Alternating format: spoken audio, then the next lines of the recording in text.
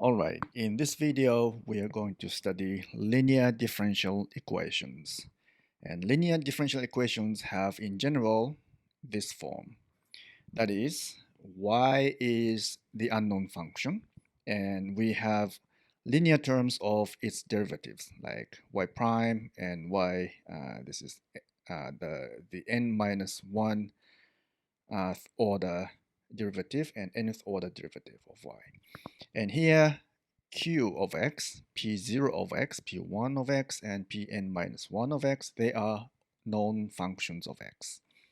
So this equation does not involve any nonlinear terms of the derivatives of y or y itself. So this is a linear differential equation. So how we can solve it? First of all, let's introduce some terminology. When this q of x, which this is the term that does not involve any y, if this function is constantly equal to 0, then we say this ODE, ordinary differential equation, is homogeneous. Otherwise, it is inhomogeneous.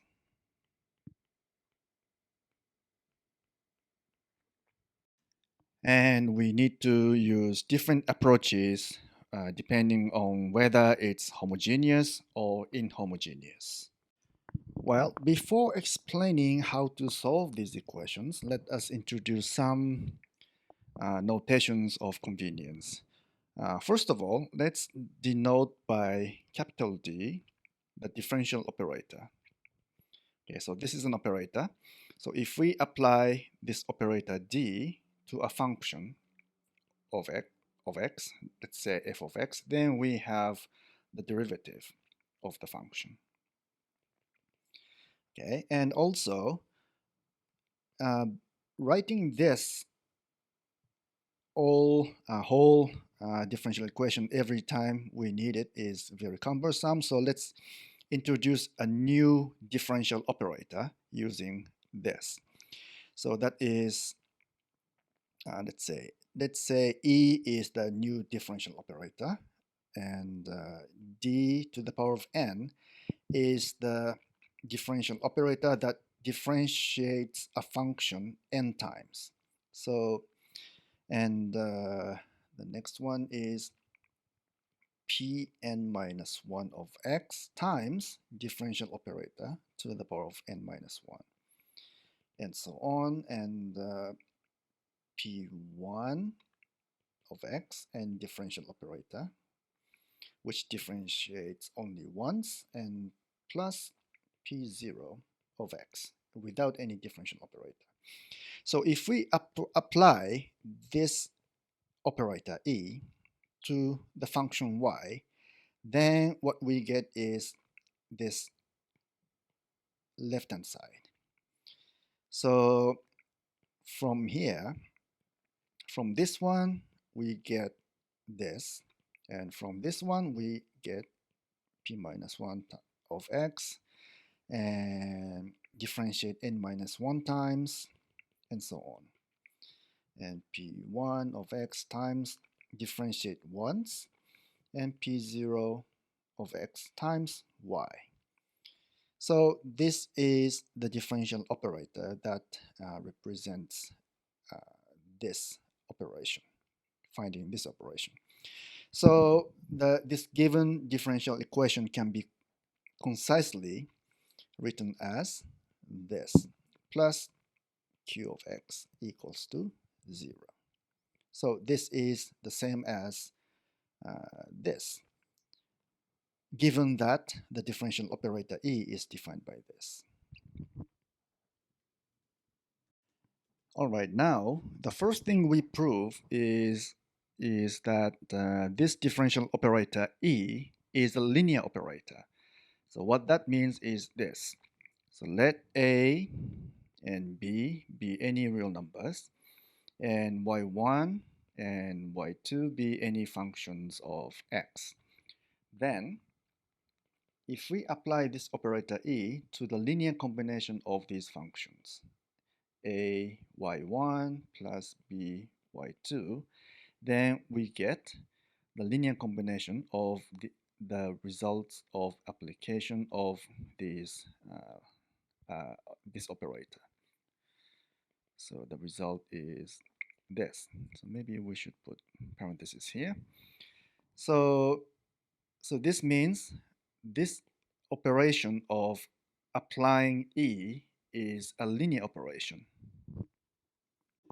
Well, of course, this E must be is assumed to be defined by this.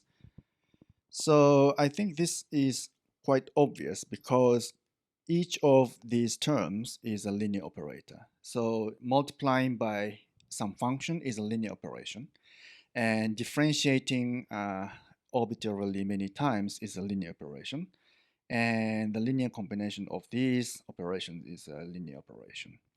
So it's almost obvious, but anyway, let's try to prove it more explicitly. All right, let's prove this. First of all, let's define y as the linear combination of y1 and y2. Okay, let this, and then for any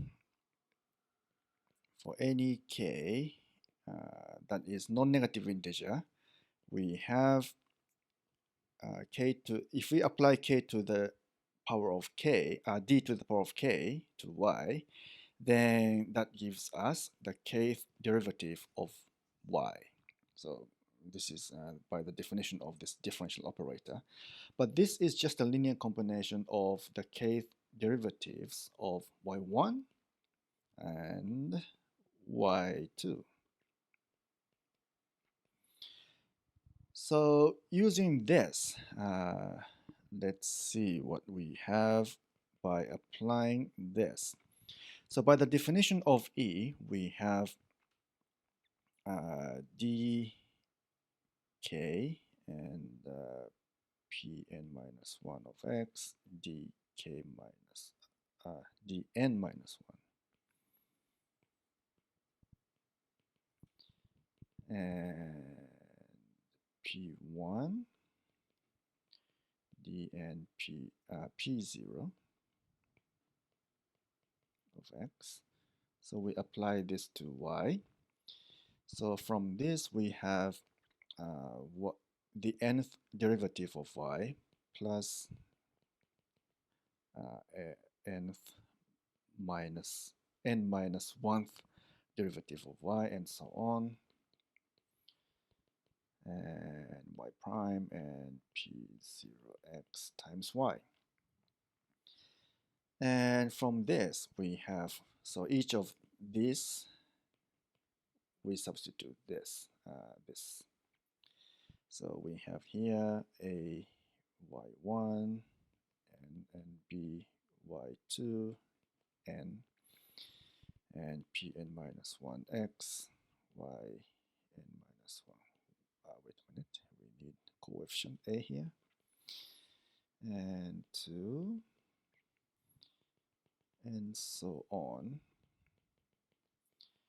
a y1 prime, b y2 prime, and p0, a y1 plus b y2. So expanding this and factorizing a with a and b, we have a. So let's pick all terms involving a, and we have y1 to the power of nth derivative of y1, and pn minus 1 of x, and y1 n minus 1, and so on, p1 y1, let's see, and p0, this is y1 prime, and y1, and same for b. So everything involving y2 is here, but with the same coefficients. So that is a, and application of e to y1, and b, application of e to y2, and we are done. As simple as it is, this theorem actually has a significant implication for the solutions of linear differential equations. That is, if y1 and y2 are solutions of this differential equation, so homogeneous differential equation, then any linear combination of y1 and y2 is also a solution of this same differential equation, homogeneous differential equation. So since this is very easy to see, and since y1 and y2 are the solutions of this, so we have this and we have this. So both y1 and y2 satisfy this equation. So if y is any linear combination of these two functions, y1 and y2, then this is, so a, e, so according to the theorem we have just proved, we have this, but this is equal to 0 and this is equal to 0, therefore everything is equal to 0.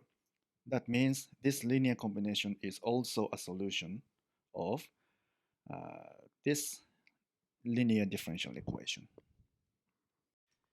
Okay, let's see a concrete example. Consider this differential equation. Y double prime plus omega squared times y equal to 0.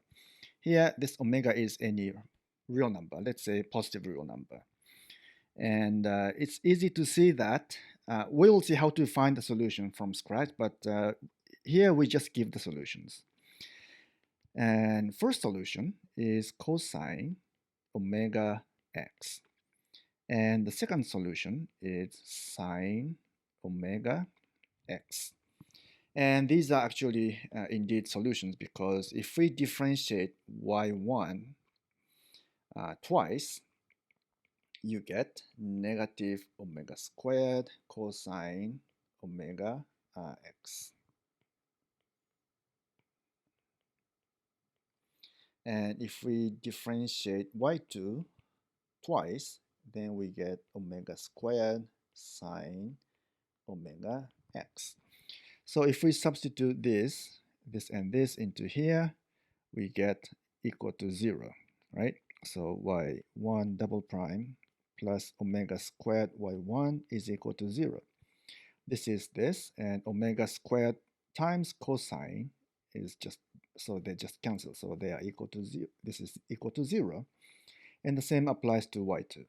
So these are two solutions of this differential equation. So if we add them, and let's take a linear combination of these, y1 plus by2. So if we differentiate this function twice, we get a y1 double prime, b y2 double prime, and from this and this we have negative omega squared and a y1 plus b y2.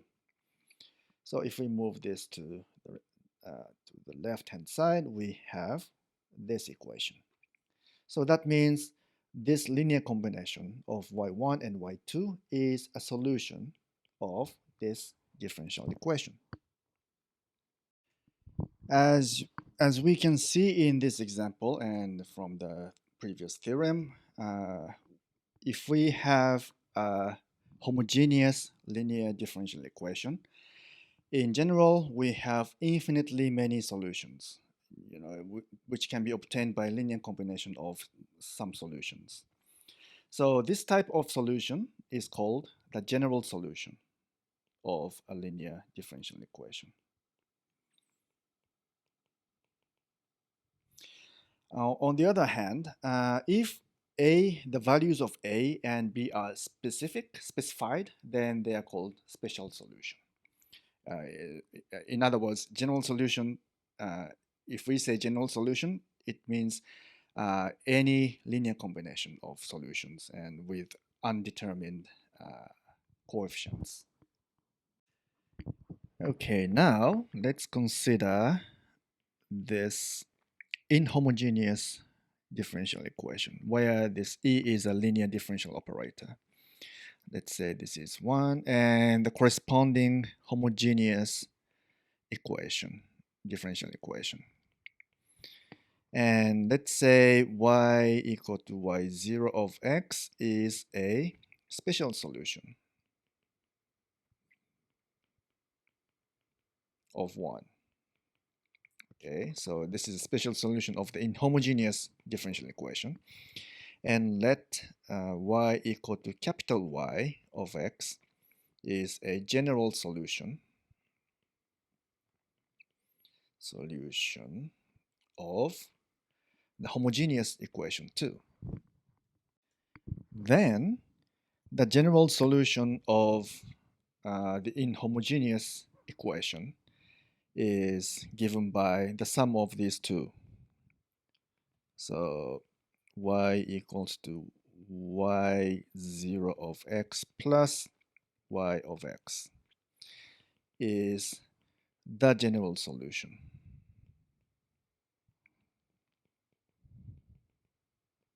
of 1. So this is a very convenient theorem that shows how to solve an inhomogeneous differential equation. So that is, somehow find a special solution to the inhomogeneous equation. So by any means, we just try to find one special solution. Then add to that the general solution of the inhomogeneous homogeneous equation. Then the sum is the general solution of the original inhomogeneous differential equation. So let's prove this. Okay, since y0 is a solution of 1, that is inhomogeneous differential equation, we have e y0 plus q of x equal to 0. And since capital Y is the general solution of 2, we have ey is equal to 0. So these are satisfied by assumption. Now let y equal to y0 plus y. Then apply this and add q. Okay, then we have e times applied to y0 plus y plus q, and that is equal to this plus qx plus ey. Okay, now this is equal to 0 and this is equal to 0 because of this and this. Therefore, this is equal to 0. That means y is a solution of the inhomogeneous differential equation. Okay, so far we have proved that the sum of y0 and capital Y is a solution of the inhomogeneous equation. But now we show that this is the only solution. Okay. To show that, let f of x be any solution of 1. So not just the special solution y0, but some other solution if there's any. Okay. And so suppose this is the case, and let capital Y. So forget about the capital Y we used before, but we just redefine this again by the difference between this f and y. Okay, so let's see, f of x minus y0 of x. Okay, now apply the differential operator e to this y, so x, and that becomes ef minus ey0. But since f is a solution of the inhomogeneous equation, that means ef plus q is equal to 0, right? So ef is equal to negative q, so negative qx minus, and ey0 is equal to negative q of x. Therefore, this is 0. So therefore, y is a solution of the homogeneous differential equation. So that means whatever this f of x is, so this can be any solution of the inhomogeneous differential equation, it can be expressed as the sum of y0 and the solution of the homogeneous equation. So therefore, this is the only possible form of any solution of the inhomogeneous differential equation. And we are done. Okay, let's see an example. Consider this inhomogeneous differential equation y prime plus 2y minus 3e to the power of 4x equal to 0. So this term does not involve y, so this is an inhomogeneous differential equation, and it's linear differential equation because it's just y prime and y here, no nonlinear terms. And we will study how to find a special solution of such an inhomogeneous differential equation later, in a later video. But here, just I give you the answer here. So y0, 1 over 2 e to the power 4x, is a special solution. So how do we know? We can just check. So if we differentiate this, we get 2e to the power 4x, and just substitute this into here and here. So 2e 4x plus 2 times this one, 1 over 2 4x minus 3 4x. So this is cancelled, and 2 plus 1 minus 3, that's 0. So this does satisfy this equation. So it is a special solution. To find the general solution of this inhomogeneous differential equation, we next solve the homogeneous counterpart of this equation. So that is y prime plus 2y equal to 0. And what's the general solution of this? And actually, we can show that. So this is just a separable differential equation, so it's easy to solve, and you should try that. And the general solution is, let's write capital Y here. The general solution is some constant times exponential of negative 2x. So this is the general solution of this. Therefore, by the way, you can just simply check. So if you differentiate this, you have negative 2c e to the power of 2x, and just add them. So y prime is this, and you just add 2 times this, c e to x.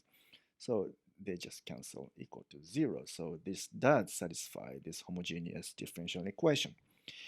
Therefore, the general solution of the original inhomogeneous differential equation, this one, is given by the special solution plus the general solution of the homogeneous differential equation. And that's this. And of course, this C is a constant. All right, that's all for this video. See you later.